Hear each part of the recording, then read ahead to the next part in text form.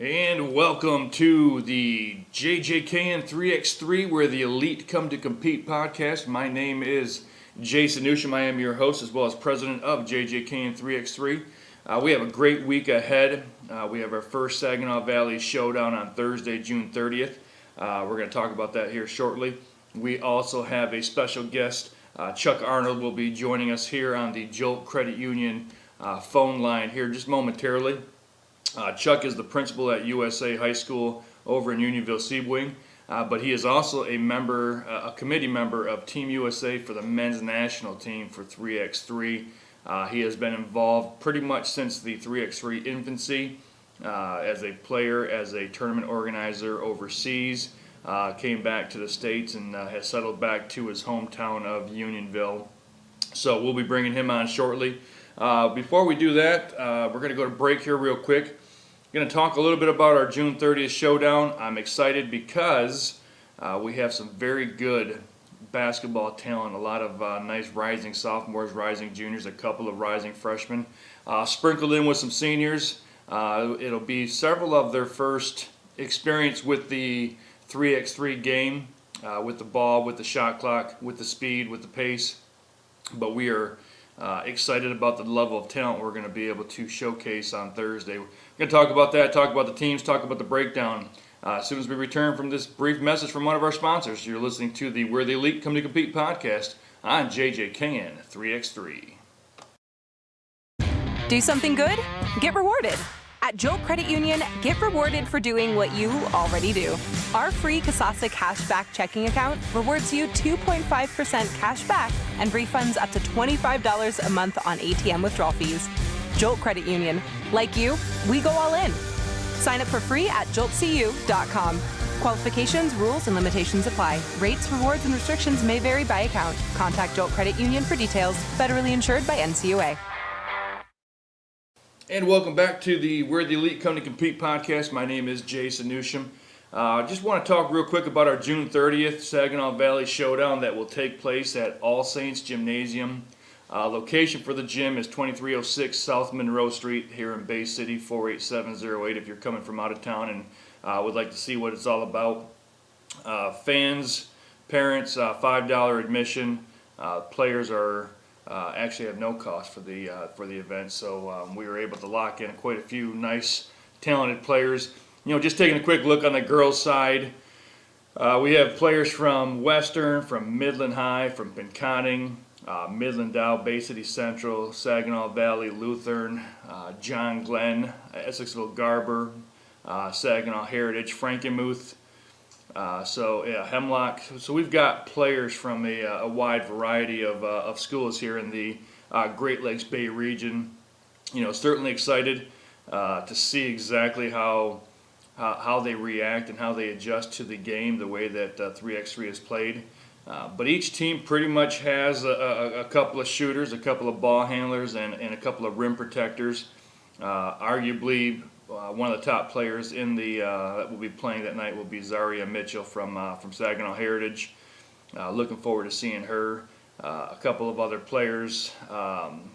Tiarona Holmes from Bay City Central really came to shine back in March at our tournament. Really was impressed with her game. She was kind of silky smooth. Erica Slocum is known to hit a lot of threes.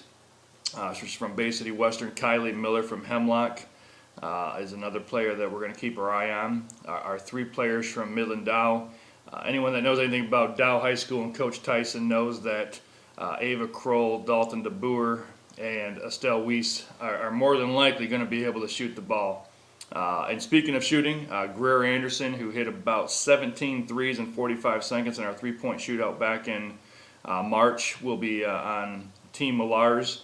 And Kylie Miller, who hit 14 in the qualifying round of that. So you got some really, really good shooters on Millar's appliances. Just real quick, going over the rosters for Team Jolt Credit Union: Erica Slocum, Faith Hare, Sammy and Alex Schlatter, Lauren Campbell. We have a Team Thumb National. The players will be announced. They'll consist of several Bay City All Saints players, as well as mixed in with a couple of our other girls that are looking for spots. Team OCS is Dalton DeBoer, T. Holmes, Claire Newman, Abby Keenan from Bay City Central, and then Bella Smith from John Glenn. TAN Consulting players are Ella Betzel, Hallie Masick, Reagan Geary from Heritage, Izzy Bernthal from Frankenmuth, and Estelle Weesey from Midland Dell.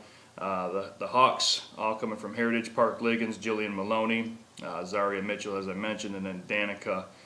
She's a junior. We're still waiting on a last name. And then Millar's Appliances is going to be led by Kylie Miller, Ava Crow, Eliana Beamlander, Greer Anderson from Bay City Central, and Salah Hernandez. So a lot of balance, a lot of competitive balance is what we're looking for. On the boys' side, we're still adding a couple of players, just waiting on some confirmation. But again, we've got teams that have talented shooters, some ball handlers, some drivers, as well as a rim protector for each team. On Millar's Appliances, Owen Prokopenko, Kingston Dufort, and Brody Reeder from Bay City Western. On Total Kidney Care, Gage Coonan, Mitch Offenbecker, who are going to be two lights-out shooters, are teaming up with Lucas Nearing.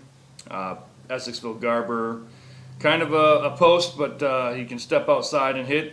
Reminds me a little bit of Bill Lambert, his style of play. TAN Consulting is Brady Baronic from Bay City Central, Noah Falon, and Luke Failing from Bay City Western, and then Sean Westlick from John Glenn. And again, you got Baronic and Failing who can slash. You got Falon who can shoot and handle the ball. You got Westlock who's playing well above the rim these days. That team is going to be fun to watch. And then Jolt Credit Union is led by Brendan Newsham, Kason Frost, Nate Ferry from Chesning, and then Alex Millar is an incoming freshman over at Garber. You've got a couple of players who have some experience playing with each other in Newsham and Frost on an AAU circuit a couple years ago. Blend in Ferry's ability to shoot, drive, and create. And then Millar's is, he's going to come in a little green being an incoming freshman, but, kind of putting him up with some veteran players should help expedite his process of learning. So, overall, we're looking forward to, a lot of very competitively balanced games on the boys' side as well as the girls' side. But the schedule is posted online, jjkn3x3.com. Make sure you check it out. Again, $5 for anyone checking the game out, wanting to see what it's all about.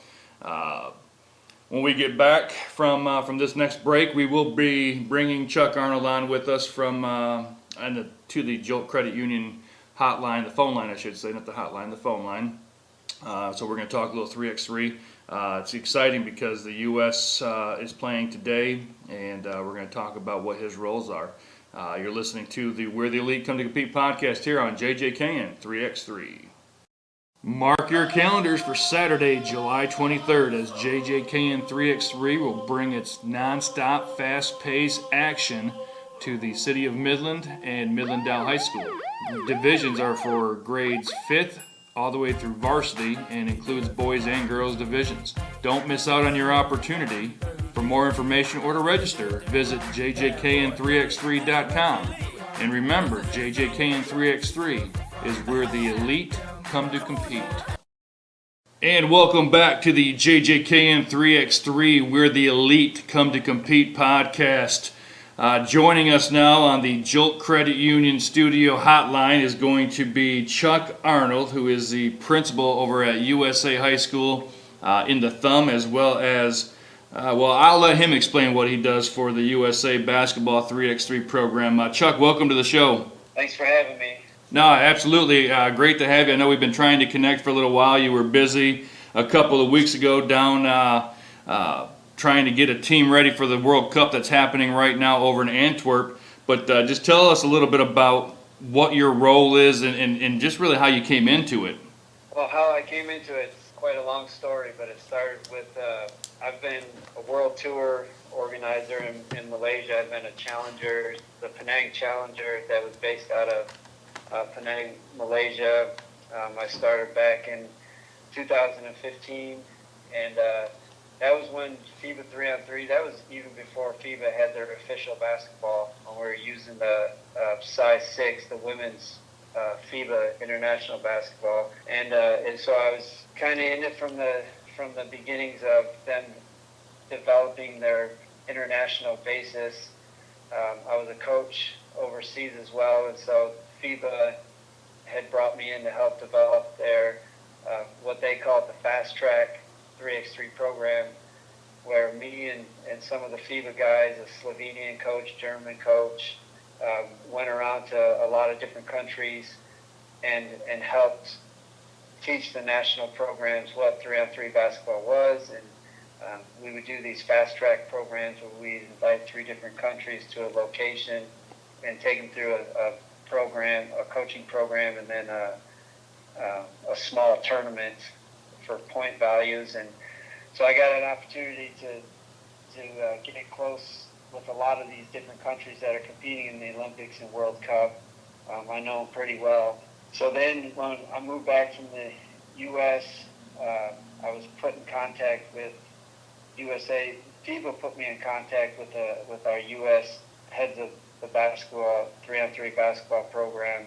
And so I just started reaching out with them and helping them out with consulting on some of their structure and programs, and slowly have gotten the opportunity to be a lot more involved in what they have as far as their tournament organizations and coaching aspect of it too. So that's a long answer for a short question.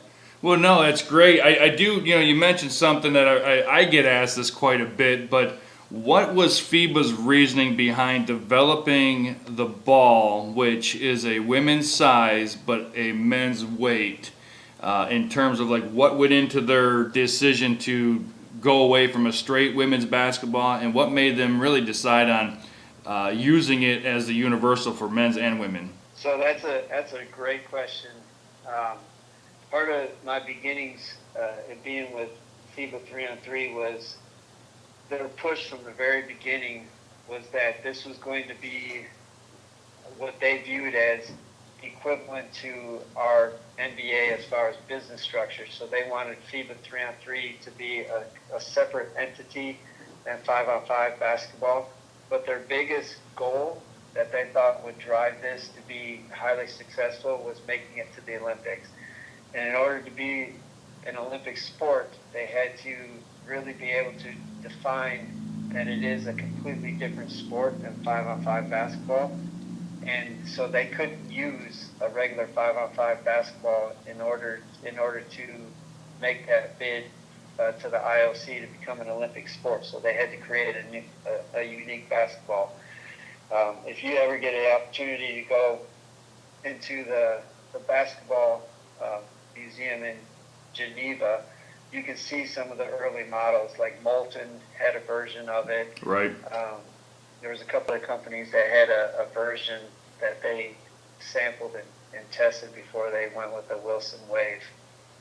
Oh, I love it. I mean, I own 20 of them, and I enjoy getting the ball into kids' hands, and and sometimes they'll know right away it's a little bit different. Other times you have to tell them it's a little bit different, because it just, the wave and the way that it feels a little bit, it just kind of gives you a little different take on it. Absolutely. When you got into the 3x3, I mean, you probably had a little experience, growing up here in Michigan and having your own basketball. Red Hacker was big back in the day, especially out in the Thumb. I think he originated out in the Laker, Elkton, Pigeon, Bayport area.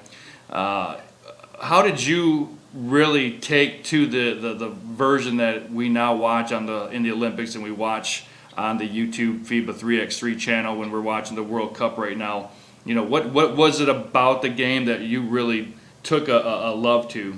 Well, you said it really well right there with I think Michigan's a unique state where we've had a good 3-on-3 culture here.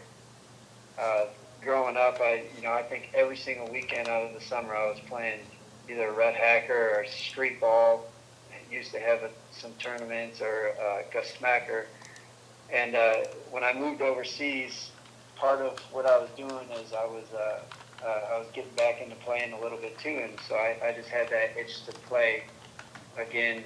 And so when I tried getting in a tournament in Thailand, that was a FIBA 3-on-3 tournament, not knowing anything about it. And then when I contacted FIBA, it just so happened that that tournament was canceled, but they were looking for another Asia tournament. And I was just starting my basketball company World Hoops. I was just getting that off the ground, and I said, well, I'm looking for stuff to do. I want to play. I'll organize a tournament. At that time, I had no idea what a challenger tournament was and how crazy it was going to be to organize it. But I ended up pulling it off in Singapore, and I played. So I played in my first 3 challengers, and so that it all just sparked from that, just that passion for wanting to play and just loving the street ball aspect of it, just loving. The first time I played it, like the speed of the game was just incredible. Loved everything about it. I think that's. I was going to say, one of the things you talked about, the speed of it, trying to get people to understand that being a good 5-on-5 player where you can jog it down the court or where you can maybe hide yourself in the offensive corner for a minute to get a quick breather, or the defensive side of it where most kids like to take their break. You don't get a break. No. We've had G League players come in that are in incredible shape and play 5 minutes of 3-on-3 basketball and just be collapsed on the ground of exhaustion because you hit the anaerobic levels so fast. It's a sprint. I mean, they've always talked about 5-on-5 basketball is a marathon, 3-on-3 basketball is a sprint, and that's why a lot in the games you see the substitution. That's one of the things in teaching the game for the first time is every dead ball, get a fresh guy in, because once you hit the anaerobic levels, you're not at peak performance, and you want to always make sure that you're getting repetition, the rotation in correctly, so that players are always at peak performance. Yeah, I think trying to get kids to understand, we're going to run a little showdown next week and try to introduce this brand of 3x3 to local high school players in the Bay, Saginaw, Midland County area, and we put 5 players onto a team, and one of the parents asked, if that was too many because they were worried about playing time. And I said, if they play the game right, and they have 4 games in 3 hours, they're going to want to make sure that they are staying fresh, because there's no guarantee that you're not going to be dragging with your tongue hanging out there at the second game and dreading to play the third game. Right. Let me ask you this, Chuck. You watched a little bit of the World Cup, or you've been watching a lot of the World Cup, but what does it mean to you to have your fingerprints on, as you've watched the game evolve from back before it was an Olympic sport, back before it's where it's in its stage right now? But I mean, there's got to be a little bit of pride. There's got to be a little bit of happiness, almost like watching a child maybe that starts off in kindergarten and work their way through their senior year in high school. That little bit of pride that you have watching that evolve. But just tell us a little bit about how you actually feel, and don't let me use your own words. No, you said it. You just said it well. Because as I'm watching these games, I'm not just watching something that's foreign. Like the referees I know really well. Like Edmund Ho was just getting started, and he ran my challenger tournament. Was the first ever FIBA 3-on-3 referee training program in the world.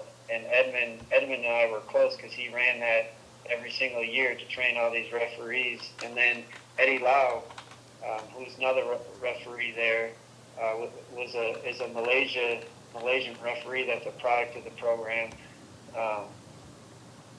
All those guys, you see those guys there on the big stage, and Edmund was in the Olympics, and you see that's pretty special. And then as the camera pans around, you see the guys, you see like Robert, who's one of the directors for 3-on-3, you see him sitting on the sideline, Nico sitting on the sideline, Alex, the head of 3-on-3 and FIBA 3-on-3, just came out on the court with Mongolia, with Miga was another guy who we went in there when Mongolia first gained interest in 3-on-3, and so you see all of that as you're watching these 3-on-3 games. You see all those guys that I had a close relationship with, and you see them having all this great success right now, and it is exciting. Like it's not just it's kind of like you watching your favorite high school basketball game where you know everybody there, you know all the kids, you know most of the players. watching the Olympics, like seeing Michael Hicks with Poland playing the Olympics games, and those are guys that I played against and came to my tournaments, and I was real close with. Yeah, I mean there's got to be a lot of happiness, and I enjoy watching the crowd, especially now that it's in Antwerp, watching the home team when Belgium plays. Man, it's exciting, and then you watch them, then they're done, and 10 minutes later, and then they leave, and then they come back for the next big rivalry game. But those crowds are they're intense, they're into it, and even the smaller crowds for the lesser known countries that are there that didn't bring a massive following, because I do know a lot of the countries have done this for a lot longer than the U.S. So that they have a following, that they have people that had this circled on their calendar when the dates were announced. They have the challengers on their calendar. So, it is nice to see, and you get the flags flying, you get the crowd jumping up and down, and I don't know. For me, I just love the pace. I love the speed of it. I love the ability to shoot. I love the mismatches. I love the IQs, the reads, the reacts. I get excited, and I've been watching just as before we went on, watching a little bit of. I just enjoy it, and I also love watching it live and watching that number in the corner keep getting up there. Now there's 840 people watching it live. I mean, that's, again, it has to be progress for what you started. Right. Yeah, I remember that always being a push. We would meet in Lausanne, Switzerland. The Lausanne Challenger every single year was like our annual organizers meeting, and so I just remember them always talking about marketing and media and the strategies and plans that they had to help this sport grow. And it's just incredible how everything that they've done, according to their plan, has been ahead of schedule. Oh, that's great. I mean, it's the games. I mean, I've been watching. I watched them last year. They were played at a mall, and that's the other cool thing about these tournaments. And real quick, we're going to take a quick break. We're going to hear a word from our sponsor. But when we come back, I want to talk to you about one of the best spots that you have played in, and also that you have been a part of. But we are talking with Chuck Arnold with USA High School as well as USA Basketball. We'll be right back after this brief message. You're listening to the JJKN 3x3 Where the Elite Come to Compete podcast. Millar's Appliance is locally owned and operated, proudly serving our customers since 1938. We invite you to come down and meet the most experienced sales staff in Bay City. Our knowledgeable professionals will lend their expertise in the appliance and electronic industry when helping you choose the washer or dryer, refrigerator, freezer, oven, dishwasher, or microwave system that fits your needs. Located at 721 North Euclid Avenue in Bay City, Michigan, you can call 989-686-2661 or visit MillarsAppliance.com. And welcome back to the JJKN 3x3 Where the Elite Come to Compete podcast. On the phone line right now here in the Jolt Credit Union studio is Chuck Arnold. We joked around about it off air about being able to wear USA to represent Unionville Seaboing area, as well as wearing USA to represent Team USA Basketball, and opportunities for you to get out of either conversation by by telling them whatever they're talking about is wrong. But before we went to break, we were talking about locations. Right now it's in Antwerp. Last November they played down in Miami. A couple weeks ago there was a tournament over in Cyprus that was, you had freighters going through. You had guys protecting the ball so it wouldn't go into the sea there. You've had a lot of experience with the 3x3. Give me a little bit of idea of some of the coolest places that you either played in or maybe helped organize from a tournament standpoint, or maybe just were checking it out and was at a pretty cool location. So years ago, when I first started, I saw they did a lower level tournament in Manila that did it in a shopping mall, and I was blown away and thought it was the coolest thing to have 5 levels of people looking down, because if you know anything about the shopping malls in Asia, they're normally 5+ stories and having huge atriums where they're always having activities going on.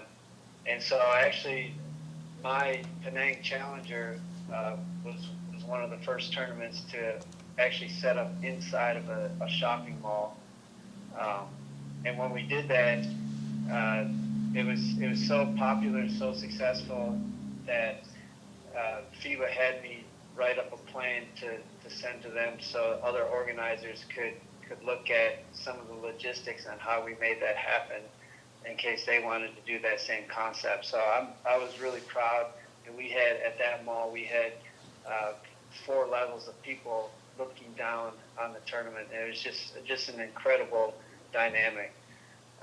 So I've always thought that concept was really cool. And in the organizer meetings, when we were always brainstorming ideas on where tournaments were going to be organized and how we were going to organize them, one of the concepts that they always wanted to push is that the more unique spot that you could set up a court, the better, because they wanted to always push the message that this is a game that you can literally play anywhere that you can lay down a 3-on-3 court. They wanted to do it. And so I was working on some plans before I moved that I wanted to set it up on the beach one year, which I think that they've already done now. There's been some ideas to actually set it up on a ship, a court on a ship, and transport people by boat to the tournament. That's been an idea that's been thrown out. So that's something that FIBA is excited about and is always on board for unique ideas. You mentioned shopping mall or shopping center, and maybe from my standpoint, because it had that mall look with the multiple layers, looking down, and it was just, people walking by, they'd stop, on their way to the next store and take a look and see what's going on. You have the music, you have the DJ, you have the announcer, you have a little bit of pyro depending on your location, a lot of pyro if you're outside and have some good clearance for some of that stuff. But it's always trying to, from my standpoint, it was always trying to really go after your senses. It wants you to see it, it wants you to smell it, it wants you to touch it, it wants you to taste it, because as I've found out, that once you go in on all those senses, you're in. I mean, I love the game. My son, who's 16, he's a sophomore or going to be a junior in high school now. He loves that game. He loves the ball. He loves going to the courts, working on it. He's played in 4 tournaments with his group of buddies that he's been playing with for a couple of years now, and have success. They don't have an issue with the basketball, and it just, like I said, it touches those senses, and it's tough if you're a human being to have the ability to say, oh, no, that's not for me. Right. We're talking with Chuck Arnold. Chuck, I got a couple more questions for you. We'll get you on your way. I know big World Cup rest of the weekend. I believe the men are off until Saturday. Am I correct on that? They're off? Yep, we got New Zealand next, and now it looks like if we beat New Zealand, we'll have to face a really solid Lithuania team that has already beat us in the Olympic qualifier. Yeah, and I think that's something that we can talk about the next time we get on. Is just about how the player selection is. But I do want to ask, as somebody who's starting to run these tournaments as myself, and I talk with Kareem Maddox, who you're familiar with. Damon Huffman is just down the road, another member of Princeton 3x3, as well as a member of Team USA for a couple of years, Canyon Barry. Where do you see the 3x3 here in the United States, in 1 year and then in 5 years? Well, in 1 year, I think one of the big things that we're trying to have as an initiative is we're just exactly what you're doing, is we're really trying to get grassroots programs going and interest at the younger levels, so that once they start getting up into the men's and women's levels, they're already familiar with the game. I think a lot of our training camps right now, there's a portion of it where we're, especially with the G League players, we're having to teach what the game is, and that just we're behind in that sense. In 5 years, I really see our level of talent that we're going to have on the teams has gotten better. our national championship this year was head and shoulders talent-wise a lot better than it was last year, and I just see that continuing to increase in the next 5 years. And I fully anticipate in the next 5 years that just like in 5-on-5 basketball, we'll reach the point where we'll start dominating the sport. Well, I think that's the end goal, and I think there's, and even if you listen to, if you watch a World Cup game and the U.S. is playing, you'll hear about, they're the team to beat, regardless of their stature, regardless of what their record is. People want to beat the USA because that's where the USA expects to be in the game of basketball, is at the top and the leader of the sport. And it's one of those things where you don't take the top 12 players. This isn't the dream team. You have 4 guys, so it does make that competition aspect a little bit better. But I think, like you're saying, in 5 years, the competition just to make the team will be a little bit more intense when you put them out there. The one thing I'm noticing right now about the men's side is we seem to be playing a lot higher above the rim with the group of guys that were selected from the tournament committee when you guys were down in Durham. It just seems like they're able to get up a little bit more, and not that the other teams can't jump, they can't dunk. I'm not saying that. I'm saying it just looks like the style of play that the U.S. brought. They're just playing with a little extra pep in their step. Yeah, they are, and a lot of that, we've had a lot of really, really talented basketball players that have come and tried to get a spot on the team. But it's not just about talent, it's about which guys work together the best as well. Because if you don't, 3-on-3 is one of those things where if you're not clicking on all cylinders, where you're working together, you're not going to be successful. And we go back and looking at the Belgium game, and we had 15 possessions that were one-on-one situations, and that's a bad statistic in 3-on-3 because that means that you're not moving the ball, you're not working together, and most of the time that's going to result in losing the game. And so a lot of what goes into it, it's not just a talent level, it's about which guys have the best attitudes, personalities, the guys that can get along with anybody in any situation.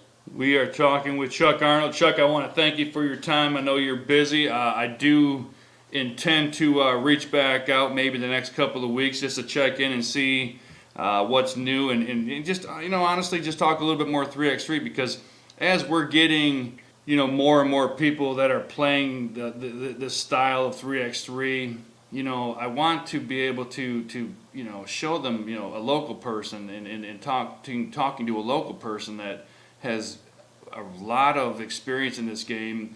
And it's me telling everybody, hey, this game is really cool, this game is really special, this game has a chance to really take off. But, to be able to talk to somebody that, and not just back me up from the standpoint of backing me up because they're supportive, but to understand that infancy stage and where it's at now. I mean, it's just pretty cool. So I appreciate your time, and hopefully we can chat soon. Sounds great. You are listening to the JJKN 3x3, where the elite come to compete podcast. We'll be back to close our show. Just great talking with Chuck. It's been great. I tell you, we're going to have Steve Sir, who is from Canada. He's playing with the Mongolian team in a couple of weeks when he gets back in. So, we're going to have a lot of really good guests lined up for our show. So we'll be right back, close the show, and we'll be back here on the Where the Elite Come to Compete podcast.